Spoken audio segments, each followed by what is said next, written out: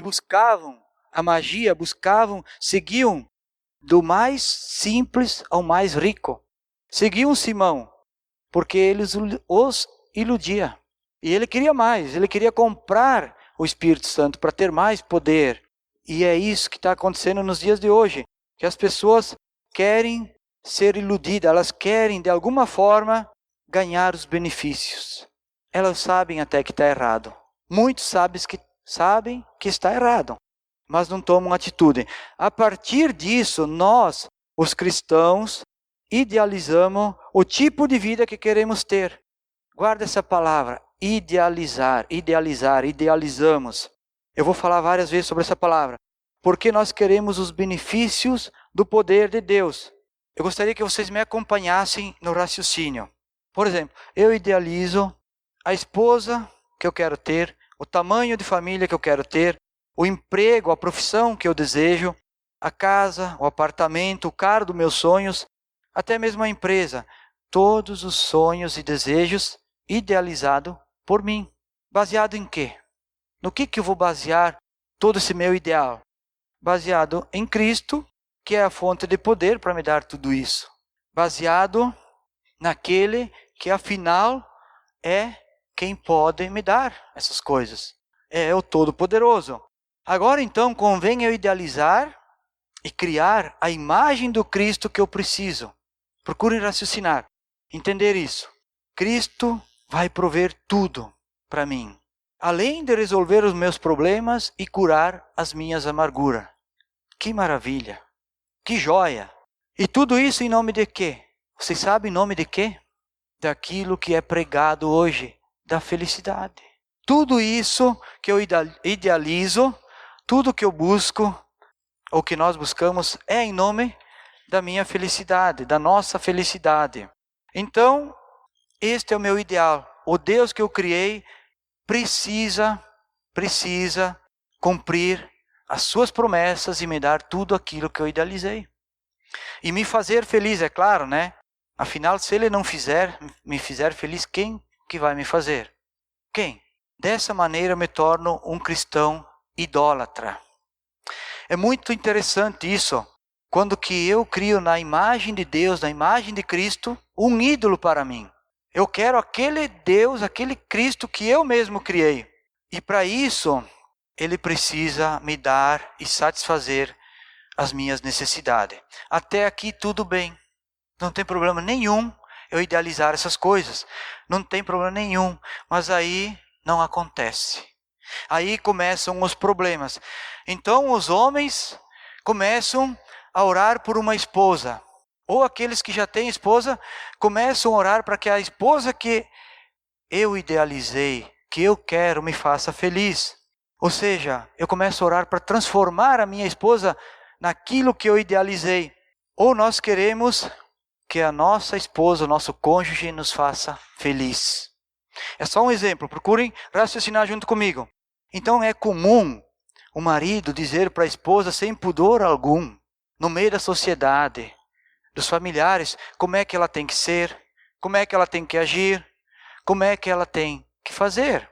Da mesma forma, a sociedade também fala isso. A sociedade impõe e diz para a mulher como é que ela tem que ser, agir, vestir. Pior que o sistema do mundo, ele oprime, ele faz uma pressão tanto sobre a mulher como o homem. Também, da mesma forma, a mulher não está satisfeita em relação ao seu próprio marido. Ela, da mesma forma, ela começa a dizer como é que o homem tem que ser, como é que o homem tem que agir, como é que o homem tem que fazer. Ela também não tem o homem que ela idealizou. Aí, o que acontece então? Então a esposa ouve o que a sociedade fala. Como é que tem que ser? Por que não é assim? Por que não é o meu ideal? Por que o meu marido não é aquele homem perfeito? Aquele homem que eu sonhei? Aquele que aparece na novela, na televisão? Por que a minha esposa não é aquela atriz que aparece na televisão que é perfeita, que faz tudo certo, que não tem problema? Será que é só na minha casa? Tanto homem como mulher começam a pensar dessa forma. O sistema do mundo é isso. Mas deixa eu dizer uma coisa para vocês. Para Deus, isso não significa nada. Para Deus, significa apenas a revelação das carências que o homem tem em relação à mulher e das carências que a mulher tem em relação ao homem. Para Deus significa simplesmente isso. Que o ser humano tem carências, necessidades que não são supridas. Amado, deixa eu dizer uma coisa para vocês. Ninguém muda ninguém. Abre o teu coração. Deixa o Espírito Santo ministrar o teu coração. Ninguém muda ninguém. Não é porque eu falo para minha esposa que ela tem que ser assim, assado, que ela vai ser. A pessoa só muda quando ela quer mudar. Quando ela se permite mudar. Quando ela pede, então, para ser diferente. E muitas vezes, nós criamos problemas com o nosso cônjuge, na nossa família e ao nosso redor. Porque, primeiro de tudo, nós somos mal resolvidos com Deus. E segundo, comigo mesmo. É assim que nós somos. Muitas vezes, nós estamos tão mal resolvidos com Deus, que a gente culpa os outros por nossos problemas. Se eu estou bem com Deus, se eu estou cheio do Espírito Santo, ninguém consegue me derrubar. Ninguém me passa uma rasteira. Eu estou bem. Se eu ofendi alguém, eu peço perdão. Se alguém me ofendeu, eu perdoo. É simples assim. Mas quando eu estou mal resolvido com Deus e comigo mesmo, eu saio falando coisa que não devo, chutando os outros, falando mal, criticando, qualquer coisa. Mas onde é que está o meu problema? Onde é que é o centro do meu ser? Nós projetamos muitas vezes no nosso cônjuge, nos nossos filhos, nos nossos amigos, nos familiares, a insatisfação e a amargura que nós temos com o próprio Deus, com o próprio Senhor. Por que isso com o próprio Deus? Porque eu quero viver seguindo os padrões desse mundo, mas abençoado por Deus, né? Afinal, eu moro num país tropical, abençoado por Deus, né? Gente, não é aquilo que eu idealizei, não é aquilo que eu criei no meu íntimo, na minha mente, no meu coração. Então isso me faz eu me tornar uma pessoa complexa, difícil de ser aceito, difícil de aceitar. É assim que é. Então eu estou infeliz com tudo aquilo que Deus me deu. Por quê? Porque o meu ídolo, o Deus que eu criei, não está realizando os meus desejos, os meus ideais. Então eu não estou feliz com a minha família, com a minha esposa, eu não estou feliz com a minha igreja, eu não estou feliz com o meu emprego, eu não estou feliz com meus filhos, e assim por diante. Né? Com netos, com irmão, e assim vai. Deixa eu dizer uma coisa para vocês, meus queridos. Deus nos ama. Deus nos ama e melhor do que isso, Ele nos deu a capacidade de amar. Pena que a nossa capacidade ela é limitada. Nós amamos o que é bom. Nós amamos quem nos ama. Nós não entendemos o amor de Deus. Né? Então como é que eu vou... Eu chego para Deus e digo, Deus, como é que eu vou amar essa mulher? Essa esposa, não, isso não é uma mulher, isso é um espinho para mim na minha vida. A mulher pensa assim, como é que eu vou amar esse marido? Ó Deus, tem misericórdia, isso não é um marido, isso é uma cruz, pro resto da vida. Mas por que isso? Porque nós não compreendemos o amor de Deus. O amor de Deus é incondicional. Essa é a diferença. Abre Efésios capítulo 5. Capítulo 5, do 28 ao 33. Acharam aí? Efésios capítulo 5, do 28 ao 33. Diz o seguinte: da mesma forma, os maridos devem amar cada um a sua mulher como seu próprio corpo. Quem ama a sua mulher, ama a si mesmo. Além do mais, ninguém jamais odiou o seu próprio corpo. Antes, alimenta e dele cuida, como também Cristo faz com a igreja. Pois somos membros do seu corpo. Por essa razão, o homem deixa pai e mãe e unirá a sua mulher. E os dois se tornarão uma só carne. Este é um mistério profundo. Refiro-me, porém, a Cristo e à igreja. Portanto, cada um de vocês também ame a sua mulher como a si mesmo. E a mulher trate o marido com todo o respeito. Gente, esse é o amor de Deus. ama como a ti mesmo. Ama como a ti mesmo. Isso significa que eu não faço mal para o meu corpo. Quem faz mal para si próprio? Só uma pessoa que não tem neurônios faz mal para si próprio. Todas as pessoas cuidam de si mesma. Quando tem algum problema, procura ir aonde? Ao médico, se tratar. Por quê? Porque o corpo está sofrendo. Mas eu tenho que pensar da mesma forma com o meu semelhante, com a minha esposa, com meus filhos, com todos ao meu redor, com o irmão em Cristo. Amar com o amor de Deus, o amor incondicional. O salmista diz, foi Deus quem me fez, foi a mão de Deus quem me modelou. Por que Deus criou o homem? Deus criou o homem para ser o cabeça da esposa, para dar direção. O homem é a semente, é do homem a responsabilidade de ser o líder e mostrar a visão para a família, para os negócios e para o mundo. Esse é o papel do homem. Abre ali em 1 Coríntios, um pouquinho para trás, onde nós estamos aí, capítulo 11, versículo 3. Acharam aí? 1 Coríntios 11, 3. Quero, porém, que entendam que o cabeça de todo homem é Cristo, e o cabeça da mulher é o homem, e o cabeça de Cristo é Deus. É para isso que Deus nos criou. Deus criou o homem com esse propósito. Eu não estou sendo machista aqui. Eu não quero ser machista. E eu também não quero colocar aqui que o homem é mais importante que a mulher. Não é nada disso. Vocês vão entender. Procurem entrar no raciocínio. O homem é o cabeça. O homem é o líder. A Bíblia fala que haverá tempos de órfãos e viúvas.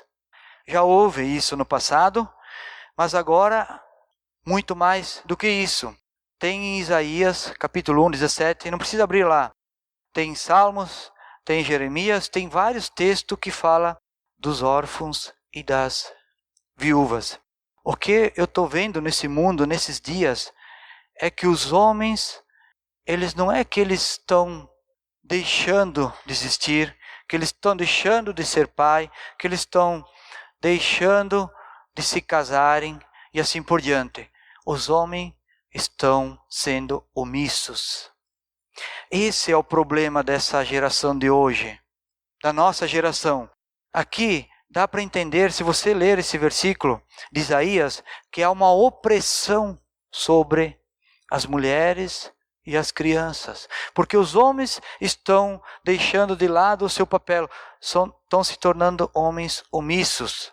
Eu não sei quantos de vocês conhecem o passado, mas no passado, assim, há 30 anos, 40 anos, o homem sempre era o herói, era o pai, era o líder, era o Superman. Hoje, o homem é o Banana Man. Continua sendo o herói, né? Mas é o Banana Man. Por quê? Porque o homem deixou as coisas de lado, deixou de cumprir a sua tarefa, deixou de fazer o papel da liderança. É do homem a obrigação de dar direção em casa para sua esposa, para a família. Vocês podem abrir a Bíblia de cabo a rabo, onde vocês quiserem. Não vai encontrar uma vez que alguém vai falar que a mulher tem que ser o líder, que a mulher tem que ser o cabeça. Vocês não vão encontrar isso. Que nem eu já falei antes, eu não estou sendo omisso, não me interpretem omisso não, machista, desculpa. Não me interpretem mal. Não é isso que eu quero dizer.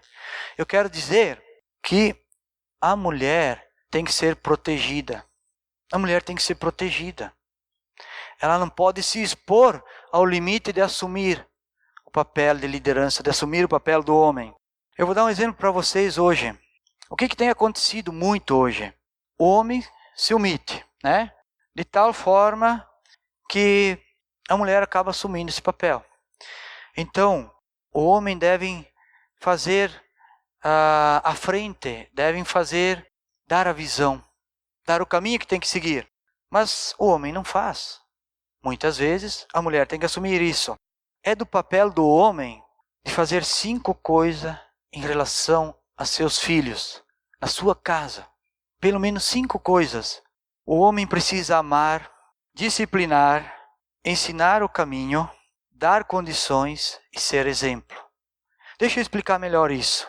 Como é que está sendo isso nesses dias? Muitos casamentos têm problema. Muitos casamentos têm dificuldade. Então, o casal passa todo o amor que deveria ter entre um e outro para os filhos. Amam seus filhos incondicionalmente. É errado? Não. Não é errado amar um filho incondicionalmente. Só que se incondicionalmente, muitas vezes, o filho se torna um ídolo. Os filhos se tornam um ídolo. E aí esse amor não tem mais limites. Esse amor não tem instrução. Esse amor é tudo pode. Quando chega a idade um pouco mais avançada, esses filhos vão ser disciplinados por quem? Pela sociedade? Pela mídia? Pelo traficante? Pelo bandido? Porque no colégio eles não são disciplinados. Os professores não têm mais autoridade, não podem mais fazer nada contra filho de ninguém. Uma vez podia. Uma vez no colégio podia usar inclusive uma vara, hoje não. Hoje não pode mais. Então, pais, homens, não me julguem, não me levem a mal. Mas se você não for o líder na sua casa, se você não amar, e amar exige disciplina. A disciplina é os limites da Bíblia, os limites, os valores de Deus. E os valores de Deus estão lá em Provérbios, em relação aos filhos. Se você não amar e colocar os limites, depois você vai se arrepender. Você vai ser envergonhado. E você vai correr vários problemas e vários riscos na tua vida devido a essa omissão. Então, primeiro, ame. Em segundo, ponha limites, discipline. E em terceiro, ensina o caminho. Fala de Deus. Mostra a verdade. Mostra que um filho tem que ter uma doutrina de caráter. Quarto, dá condições. O que é dar condições? Dá uma minhoca e o anzol. E leva ele até perto do rio. Diz, agora pega o teu peixe. É isso, é dar condições. E em quinto, seja exemplo. Seja exemplo. Quantos pais hoje falam uma coisa e faz outra? Mentem para os próprios filhos. Quantos pais que não são exemplo? Não falam a verdade para os próprios filhos? Então é isso que está acontecendo nos dias de hoje. Se nós não ensinar os valores, se nós não agirmos da maneira correta, o que nós vamos criar? Como é que vai ser a próxima geração? Que filhos nós estamos criando? O que está acontecendo hoje no mundo? Se os pais não assumem, não fazem esse papel, as mulheres fazem. As mulheres dão um jeito nas coisas, criam os filhos, trabalham fora, gerenciam as contas, os negócios. A mulher é funcional, a mulher é geradora. E a mulher funciona muito bem, por sinal. Muito bem. Mas, de novo, a mulher não tem que assumir o controle e a responsabilidade. Isso é muito pesado para ela.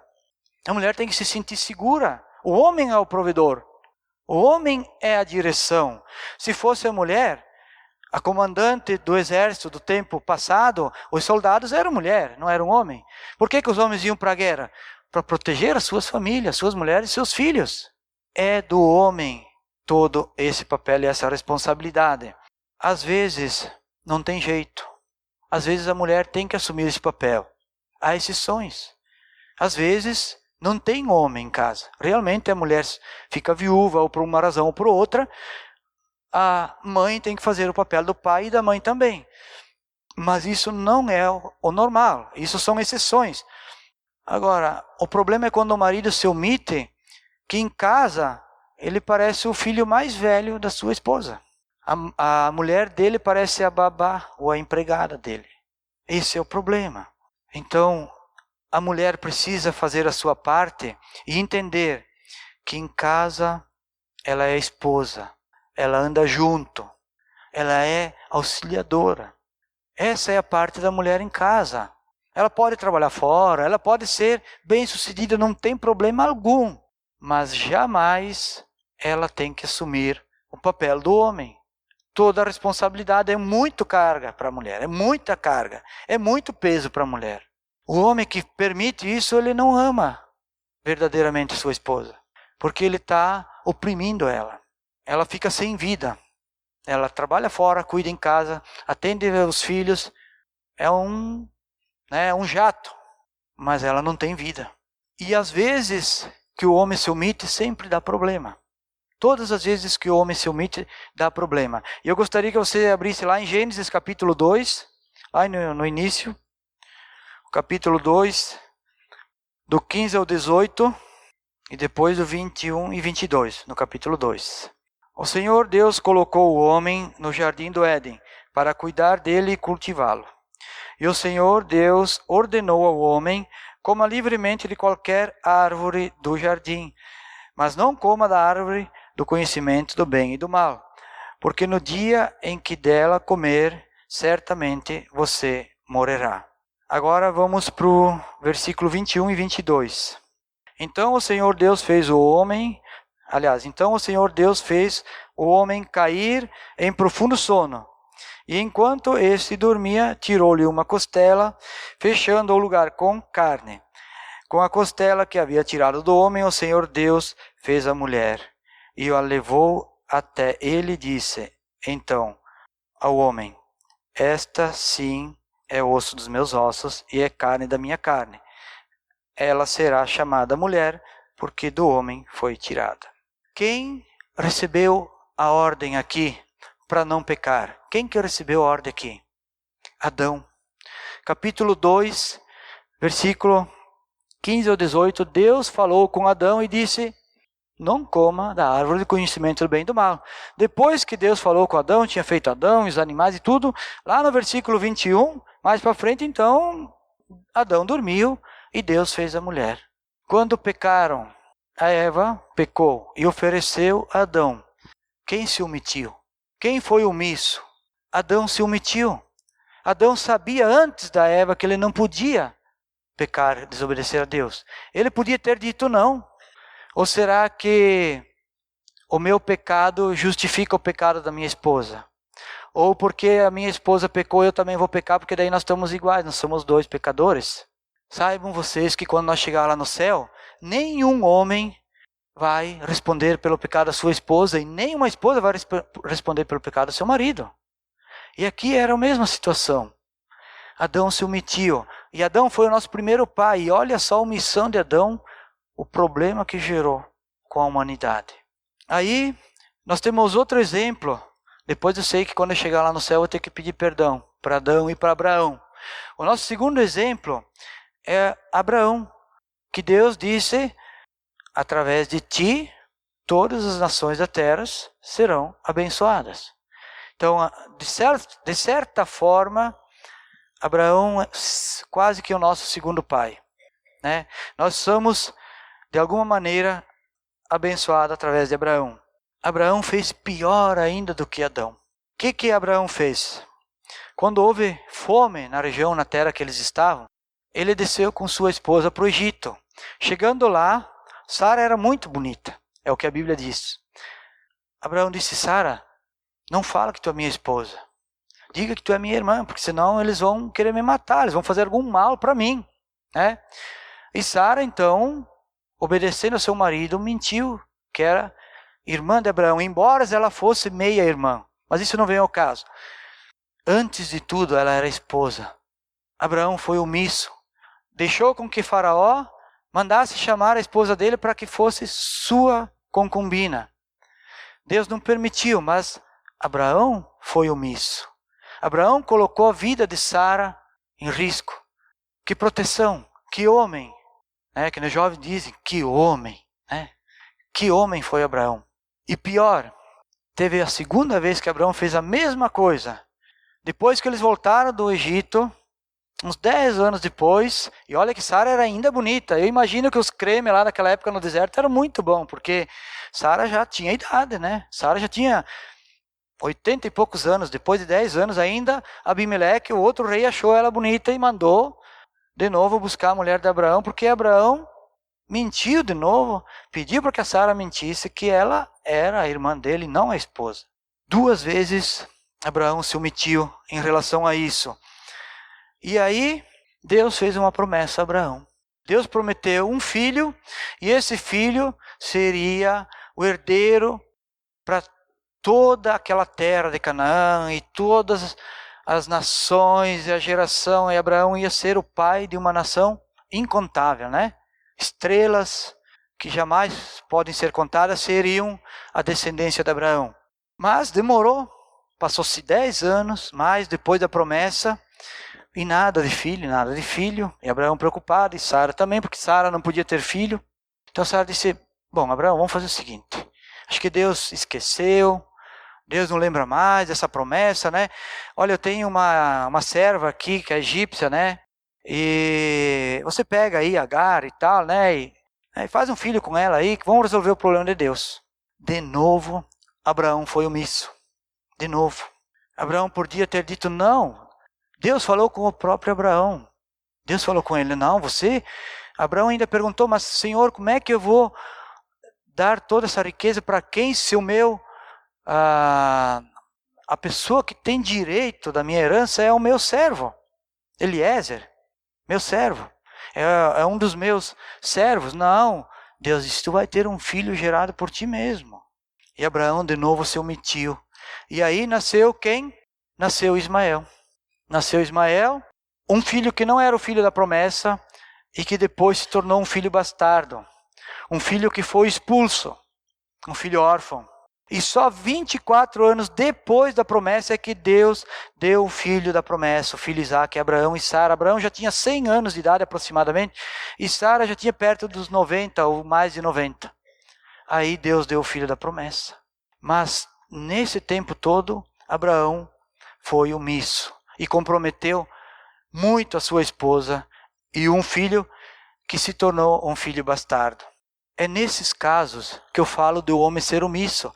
É onde a esposa passa a ser uma viúva vivendo junto com seu marido. Aonde o filho se torna um filho órfão vivendo junto com seus pais. É esse ponto aonde eu gostaria que vocês entendessem. Então, o que eu queria dizer para os homens? Abra o seu coração, deixe o Espírito Santo tocar, trabalhar no seu coração. Não me julguem, por favor. Mas vê o que está acontecendo na sua casa. Vê o que está acontecendo no seu casamento, na sua família, com os seus filhos. Vê o que está acontecendo. Faz uma avaliação. Vê se de repente você não está tendo no seu casamento um problema de pecado. Daqui a pouco você está em dificuldade no seu casamento, não consegue ter um bom relacionamento, mas mente, se ilude com coisas do mundo, com pornografia, com internet, com tanta coisa que tem hoje. E aí você não tem paz, você não tem um relacionamento no seu casamento. Porque Deus não abençoa o pecado. Deus não abençoa o pecado. O pecado tem que ser confessado, tem que ser perdoado, tem que ser falado, reconhecido.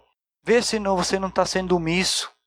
Não está deixando a tua família sofrer por causa da omissão. Vê se você não está, daqui a pouco, idolatrando seus filhos. Ou fazendo diferença entre os filhos. Daqui a pouco você tem vários filhos, um é melhor que o outro. Aí um fica chateado, um se ofende, porque o outro tem mais importância. O que está acontecendo, gente? Por que está acontecendo isso? Porque falta Deus na nossa vida. Se você está com um problema em qualquer área da sua vida, vai falar com Deus. Quem fez o homem? Quem fez a mulher? Foi Deus. O salmista diz, foi Deus quem me criou. Foi Deus quem me modelou. Ele fez. Então, se eu quero saber alguma coisa do homem, eu tenho que falar com Deus. Se eu tenho alguma coisa, dificuldade com a minha esposa, eu vou falar com Deus, porque foi Ele que fez ela. E se ela agiu de tal forma que eu não estou contente, eu tenho que olhar para mim e ver, peraí, Deus, por que tu permitiu isso? O que está errado em mim que ela me cobrou? O que está errado comigo? Porque a minha esposa está do meu lado para melhorar o meu caráter. Muitas vezes ela é a vítima. Ela sofre para que Deus atue em mim. Ela sofre junto. Então, nós, homens, nós temos que buscar isso. Buscar esse entendimento. A relação entre Deus e o homem consiste em conhecermos a sua vontade. A relação entre Deus e o homem, quando eu falo homem, agora eu falo em todos, em humanidade, consiste em conhecer a Deus e buscar melhor o entendimento em Deus. Nós não temos problema de relacionamento com as pessoas antes de ter o problema com o próprio Cristo. Eu já repeti isso várias vezes, mas eu gostaria que vocês frisassem essa frase. Se eu tenho um bom relacionamento com Cristo, se eu jejuo, se eu oro, se eu tenho um devocional, se quando uma pessoa me ofende, me critica, em vez de eu reclamar e brigar com essa pessoa, eu oro por ela, eu não vou ter problema de relacionamento com as pessoas, porque eu vou estar bem com Deus. Você acha que Jesus tinha problema porque ofenderam ele, porque suraram ele, porque cuspiram na cara dele? Não. Jesus não teve problema nenhum porque ele estava bem com o Pai. Ele estava ligado 100% com Deus. Se eu não estou em Cristo, tudo vai me ofender, tudo vai me fazer mal. Se eu estou em Cristo, quase nada, talvez nada, vai me abalar. Né? Cantamos a música aqui de vez em quando, nada vai nos abalar. Né? Então eu fico forçando a barra muitas vezes com meu cônjuge, com as pessoas, né? E o que eu preciso fazer? Eu preciso então, em vez de criticar a minha esposa e buscar em Deus, para entender o homem que Ele quer que eu seja. E buscar no Criador e perguntar para Ele, Deus, o que Tu quer que eu faça? Para eu ser o homem ideal, o homem que a minha esposa precisa que eu seja. Esse é o nosso papel, é o papel do homem. É nós buscar em Deus para se tornar o homem que nós precisamos ser. O homem que Ele deseja, segundo o próprio Cristo. Ele é o nosso modelo. Ser semelhante a Cristo. Nenhuma pessoa vai resolver o problema do relacionamento. Pode esquecer isso. Pode tirar isso da sua cabeça. Pode tirar. Nenhuma pessoa vai resolver o problema do relacionamento. Meu e de ninguém. É só Deus. É só Cristo que vai resolver o nosso problema de relacionamento. Nós, pelo contrário, nós criamos problemas de relacionamento. Nós não resolvemos problemas. Nós criamos problemas. Então não te iluda que alguém vai te fazer feliz. Que alguém vai ser o marido perfeito, ideal. Que alguém vai ser a esposa perfeita, ideal. Aquilo que você idealizou para a sua vida. E aí você fica se lamentando. E por que não foi assim? Por que tira isso da tua cabeça? Como eu falei antes, ninguém muda ninguém. As pessoas só mudam se elas querem mudar. Agora, eu posso falar para minha esposa com amor, dizer, querida, ora por mim. Vai falar com Deus a respeito do homem que tu quer que eu seja. Vai falar com Deus a respeito da mulher que Ele quer que tu seja. Isso vai motivar ela. E não dizer assim, por que tu me falou isso? Porque eu não gostei? Por que tu é isso? Por que tu é aquilo? Isso não resolve nada. Isso só cria barreiras maiores. Só afastam as pessoas umas das outras. Agora eu gostaria que a gente olhasse em Atos o contraste daquilo que a gente viu antes. Abre em Atos capítulo 7.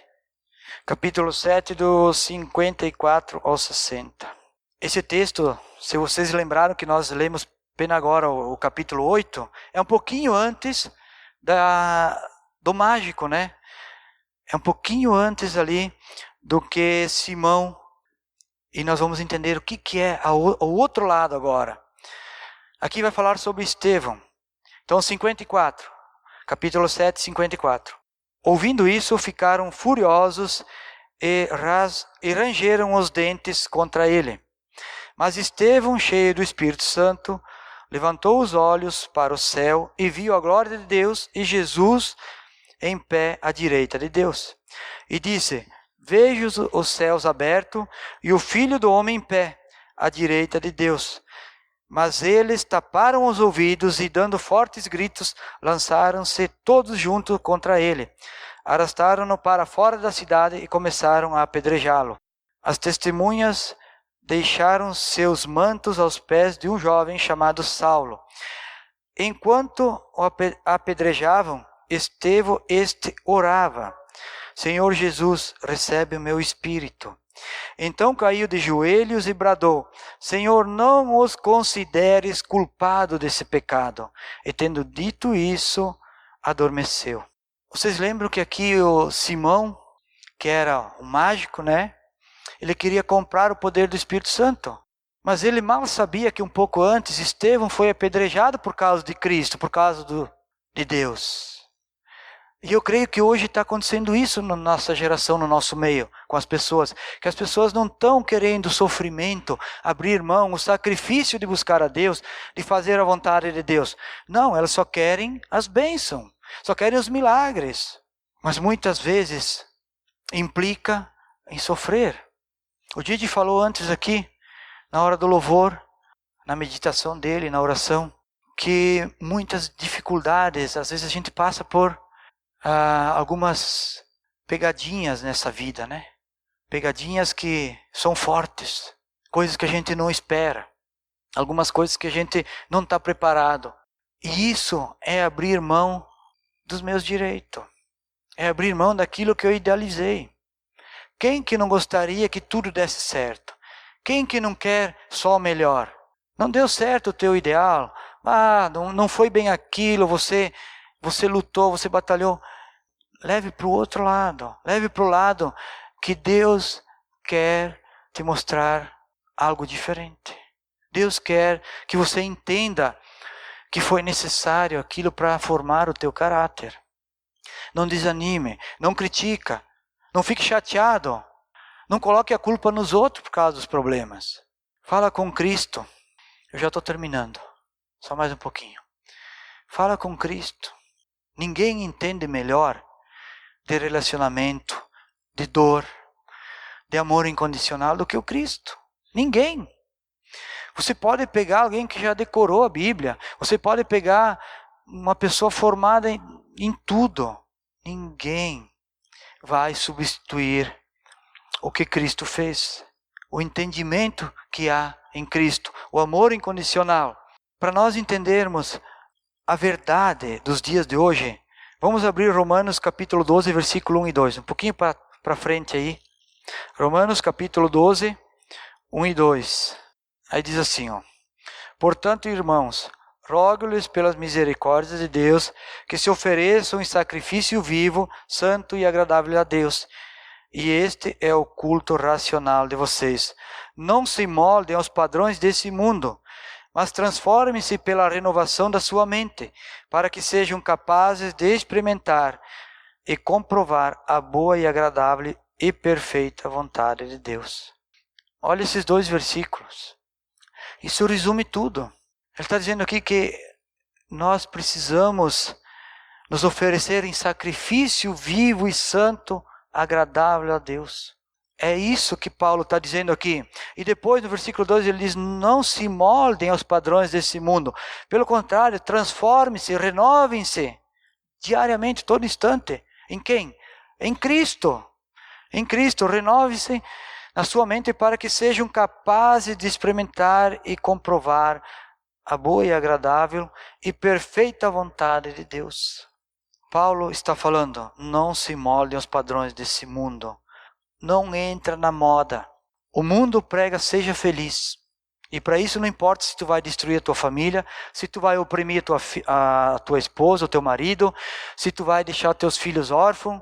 Não importa, eu tenho que alcançar o sucesso. Eu tenho que ser feliz. O mundo prega isso, seja feliz. Esses são os valores do mundo. Mas quais são os valores de Deus? Os valores de Deus é assim, vivam em santidade, busquem a Cristo, leia a Bíblia, conheça, não queira só os benefícios. Esses são os valores de Deus. Cresçam juntos, cresçam juntos, cresçam juntos como casais, orem junto, façam as coisas junto, cresçam junto como família, façam as refeições junto, orem junto, orem de manhã, orem à noite.